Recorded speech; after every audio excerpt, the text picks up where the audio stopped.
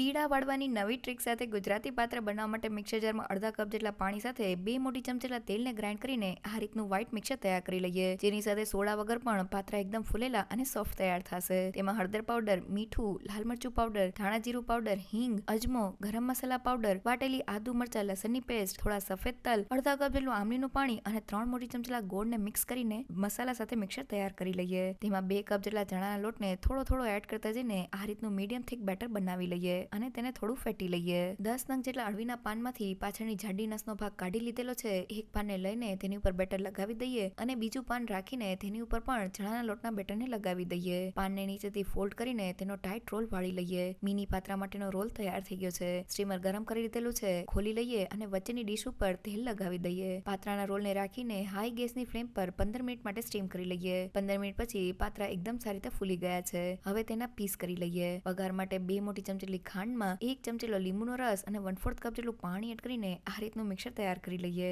કડાઈમાં થોડું તેલ એડ કરી દઈએ અને તેમાં રાઈ, સફેદ તલ, હિંગ, લીમડાના પાન, લીલા મરચાના ટુકડાને સાતરી લઈએ. હળદર એડ કરીને તેને મિક્સ કરી લઈએ અને ખાંડ અને લીંબુવાળા મિક્સરને એડ કરીને મિક્સ કરી લઈએ. પાત્રાના રોલને એડ કરીને વઘાર સાથે મિક્સ કરીને તેની ઉપર કોથમીર અને લીલા કોપરાનું છીણ એડ કરી દઈએ. મિની સાઈઝના પાત્રા તૈયાર છે.